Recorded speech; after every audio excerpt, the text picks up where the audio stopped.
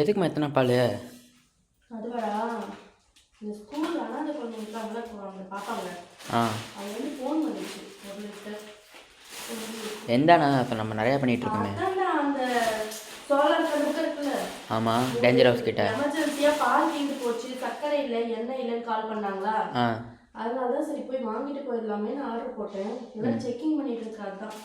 பால் பத்தலடா. எத்தனை லிட்டருக்கு?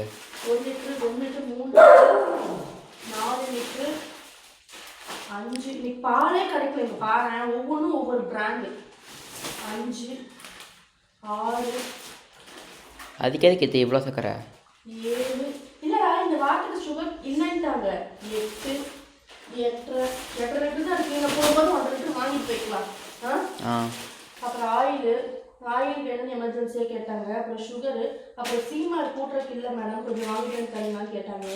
சரி, எவ்வளோ எல்லாத்தையும் கொண்டே கொடுத்துட்டு வந்துடலாம் அப்படின்னு சொல்லி இப்போ செக் பண்ணிட்டு இருந்தேன். பால் எவ்வளோ வந்திருக்குன்னு தெரியலையேன்னு செக் பண்ணிட்டு தான் 1 லிட்டர் கம்மியாக இருக்குது. போகும்போது கையோடு வாங்கிட்டு போயிடலாம்.